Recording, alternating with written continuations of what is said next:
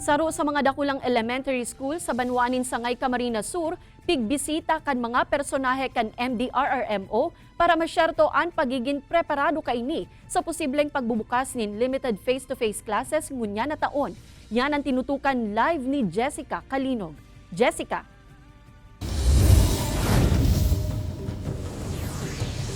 Kate, bago makapuon kan sa indang limited face-to-face classes ang mga eskwelahan sa irarom kan DepEd, kay puhan muna subuot na mag-agi ini sa assessment kan nakakasakop na LGU. Kaya ang MDRRMO sangay padagos man ang pagsagibo nin inspeksyon sa mga eskwelahan sa saindang banwaan.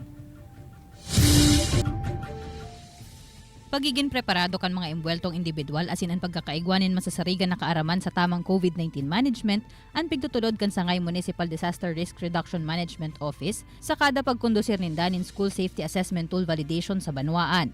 Inisarong preparasyon subuot kan mga eskwelahan para sa epektibong pagkondusir nin limited face-to-face classes sa tahaw kan pandemya.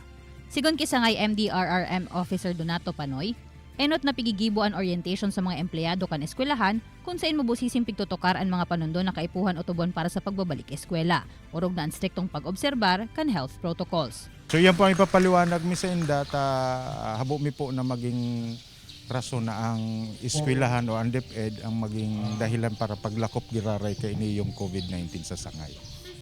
Kaibanan ang mga representante kan BFP asin PNP, saro-sarong pig-inspeksyon kan MDRRMO ang mga classroom asin ang palibot kaini para i-check ang 14 indicators na pigahagad kan DepEd sa eskwelahan.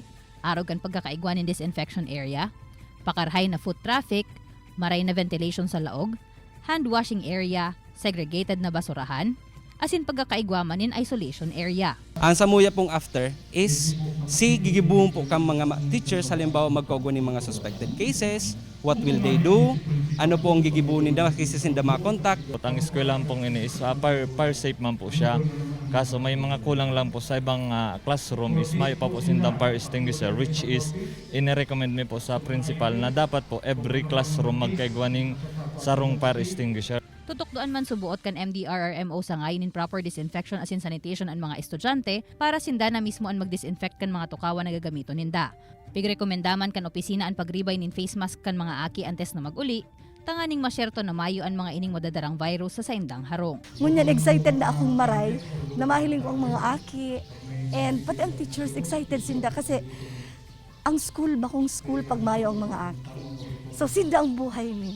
Apwera sa nasambitan ng eskwelahan, enot na subuot na nagkondusir in validation ang MDRRMO sangay sa 15 elementary schools asin 7 high school sa Banwaan, kung saan gabos ang mga ini pasado sa saindang assessment.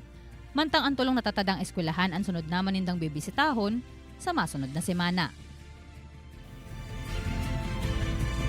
Sa huring update sa Tuya Kate kan MDRRMO sangay, pasado sa ginibo nindang assessment an eskwelahan na pigbisita ninda kasubagong aga. Asin sunod na nindang gigibuhon an endorsement letter sa Sangguniang Bayan dapit digdi, tanganing dagos nang maaprobahan ang pagbabalik eskwela kan mga estudyante sa saindang lugar ngunya na taon. Balik sa imo, Kate. Jos Mabalos, Jessica.